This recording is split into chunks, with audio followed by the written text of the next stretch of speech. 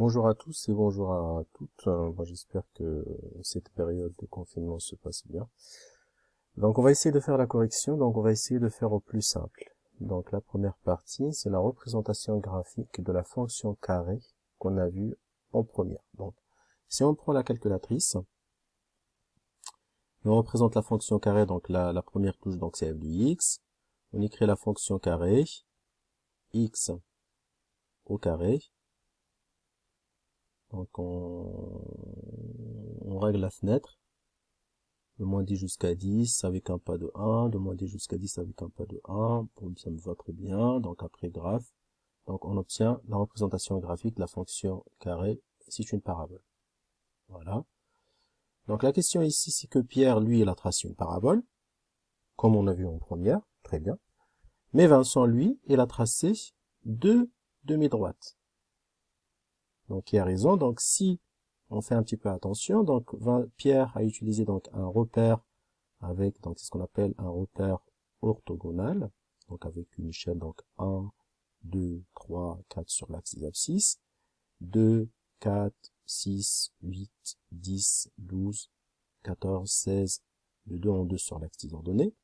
Très bien, donc c'est ce qu'on a l'habitude de faire. Donc l'habitude de faire de prendre une échelle sur l'axe des abscisses, c'est-à-dire l'axe horizontal, et une échelle sur l'axe des ordonnées, donc l'axe vertical.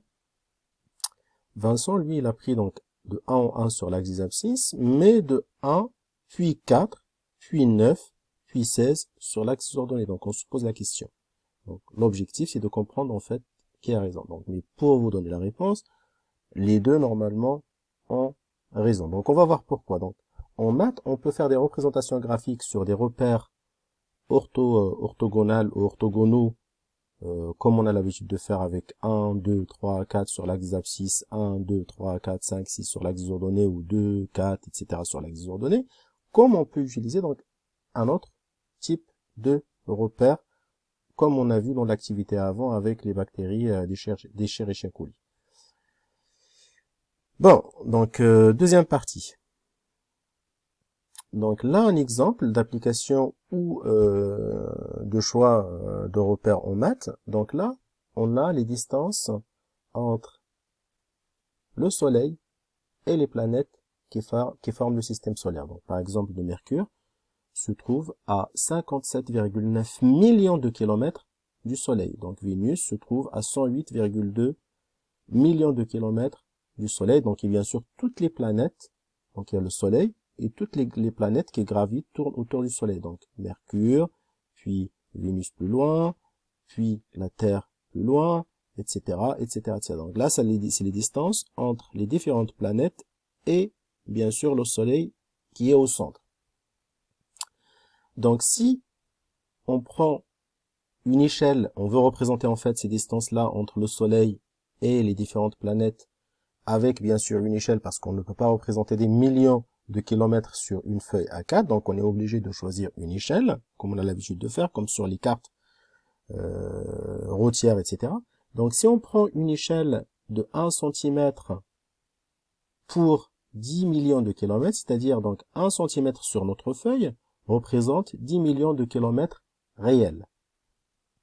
Combien de centimètres il y aura entre Mercure et Pluton? Donc combien de kilomètres entre Mercure, combien de centimètres plutôt entre Mercure et Pluton sur la feuille. Si on veut représenter cette distance sur une feuille A4, avec combien de centimètres, on va représenter la distance entre Mercure et Pluton. Donc il faut d'abord calculer la distance réelle entre les deux. Donc sachant que le premier se trouve à 57,9 millions de kilomètres du Soleil, Pluton à 5914,65 millions de kilomètres du Soleil. Donc, pour calculer la distance entre les deux, on fait ça moins ça. Donc, c'est ce que j'ai fait ici. Donc, 5914,65 moins 57,9 égale à 5856,75 millions de kilomètres. Donc, c'est la distance qui sépare Mercure et Pluton. Donc maintenant, donc, comment représenter ces distances sur une feuille A4 en utilisant donc une échelle de 1 cm pour 10 millions de kilomètres? C'est très simple, donc il faut faire ce qu'on appelle un produit en croix ou un tableau de proportionnalité si vous voulez. Donc 1 cm sur la feuille représente 10 millions de kilomètres réels. Nous, on veut représenter 5856 75 millions de kilomètres réels avec combien de centimètres? Donc là, j'ai mis un point d'interrogation pour calculer le nombre de centimètres avec lequel on va représenter cette distance réelle sur notre feuille A4. Donc on fait donc pour trouver ça, on fait le produit, on croise ça fois ça. Donc 5856,75 multiplié par 1 divisé par 10. C'est ce que j'ai fait là et j'ai trouvé 585,675 centimètres. C'est énorme, sachant que la longueur d'une feuille A4, c'est à peu près 29 centimètres. Donc on ne peut pas représenter cette distance sur une feuille A4. Donc une feuille A4, il n'y a pas de feuille A4 avec 585,675 centimètres. Donc vous voyez, donc avec cette échelle-là, c'est impossible de représenter cette distance sur une feuille A4. Deuxième question, si on prend maintenant une échelle 30 centimètres pour 6 millions de kilomètres, ou plutôt 6000 kilomètres. Donc le même principe, et on veut calculer avec combien de centimètres on va représenter donc la distance entre Mercure et Vénus, puis entre Mercure et la Terre. Donc entre Mercure et Vénus, donc la distance entre les deux, sachant que celui-là est à 57,9 millions de kilomètres du Soleil et Vénus est à 108,2 millions de kilomètres du Soleil. Donc pour calculer la distance entre Mercure et Vénus, on fait ça moins ça. Donc 108,2 moins 57,9 égale à 50,3 millions de kilomètres. Donc là, j'ai fait un tableau de proportionnalité pour changer un petit peu de la méthode utilisée dans le premier exemple. Donc la distance réelle, 6 millions de kilomètres, plutôt 6000 kilomètres, sera représentée sur une feuille A4 avec 30 cm. Et nous, on veut représenter 50,3 millions de kilomètres sur une feuille A4. Donc point d'interrogation pour calculer le nombre de centimètres avec lesquels on va représenter 50,3 millions de kilomètres. Donc on fait le produit en croix, ça fois ça, divisé par ça. Donc 50,3 fois 30 divisé par 6000 égale à 0,2515 cm, ce qui est très très petit. Hein. Autrement, 0,2 cm sur une feuille 4, c'est petit, donc on peut pas avoir une lecture suffisante, si vous voulez, parce que c'est très petit. Donc même avec une échelle de 30 cm pour 6000 millions de kilomètres, c'est impossible. Donc vous voyez, donc même en changeant l'échelle, c'est impossible de représenter ces distances-là sur une feuille A4. Donc la même chose pour la distance entre Mercure et la Terre. Si on fait le même calcul, on va trouver qu'on va représenter cette distance avec 0,45 ou 46 cm. Donc même pas 5 mm. Donc vous remarquez qu'il est impossible de représenter en fait les planètes du système solaire sur une échelle, plutôt sur une feuille A4, même en changeant l'échelle. Donc pour compléter le tableau de la question 3, donc on propose d'utiliser une échelle logarithmique. Donc on va voir. Donc là déjà, donc pour construire le tableau c'est facile. Donc comment faire ce tableau là? Donc avec la calculatrice, pareil. Donc je viens ici, j'efface. Donc j'écris donc la fonction logarithme. Donc log x. Voilà. Après donc je choisis donc je définis ma table, donc seconde, définir table. Donc le début, d'après le tableau, donc on voit que le début c'est 1 jusqu'à 1000. Donc là je vais choisir début c'est 1 avec un pas de 1, 1 avec un pas de 1, et bien sûr donc seconde table, et j'aurai donc l'image de 1 c'est 0, l'image de 2, l'image de 3, l'image de 4 jusqu'à, parce qu'ici je vois que j'ai 1, 2, 5, 10, on peut aller jusqu'à 20, jusqu'à 50 pour compléter le tableau. Donc après, donc on peut changer le pas, donc on peut revenir et changer donc le début de la table. Donc on peut mettre comme début donc 100, et avec un pas de 100, comme ça on aura 100, de 100 jusqu'à 1000 si on veut. Hein. Voilà, et seconde table. Et j'aurai donc l'image de 100 c'est 2, de 100, 500, etc. Et on descend jusqu'à 1000. Voilà. Donc ça c'est pour construire le tableau. Donc là, pour faire la différence entre une échelle normale ou une échelle classique, donc dans une échelle classique, on met 0, 1, 2, 3, 4, 5, 6, 7, 8, etc. de 1 en 1.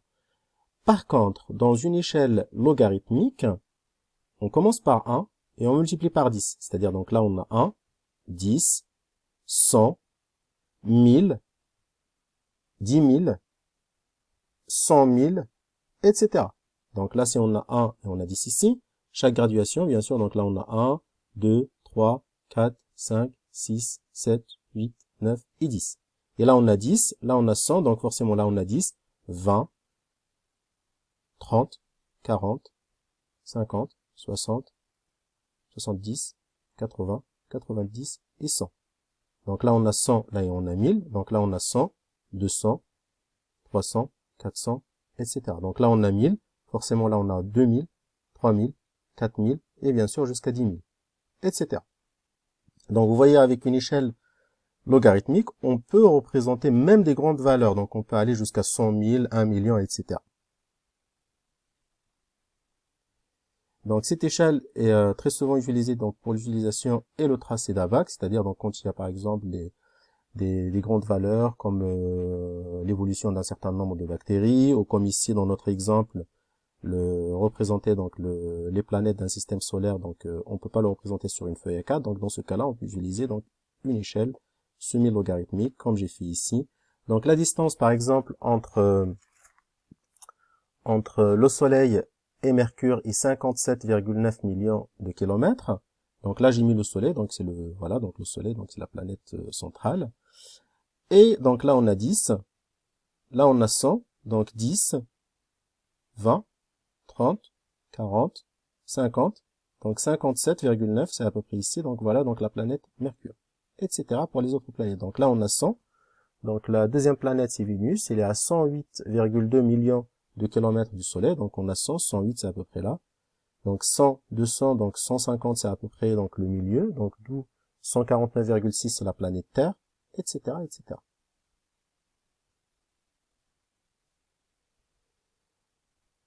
Après, donc, construire donc la représentation graphique de la fonction logarithme au log x dans un repère semi-logarithmique. Vous avez ici, donc là, comme j'ai dit, donc on commence par 1, 10, 100, 1000, 10 000, et bien sûr, donc là, on arrivera à 100 000. Et là, donc, j'ai pris 0,5 par graduation, 0,5, 1, 1,5, 2, etc. Donc, dans le tableau, donc l'image de 1 égale à 0. Donc 1, 0, donc c'est ce point-là. Après, l'image de 2, 0,3. Donc on a 1, 2, donc 0,3 c'est à peu près là. Donc la moitié de 0,5 c'est 0,25. Donc 0,3 c'est à peu près là. Et après, 5, 0,7 à peu près. Donc là on a 1, 2, 3, 4, 5. 1, 2, 3, 4, 5. Là, on a 0,5, donc 0,7, donc à peu près ici. Pour 10, c'est 1. Pour 20, d'après le tableau,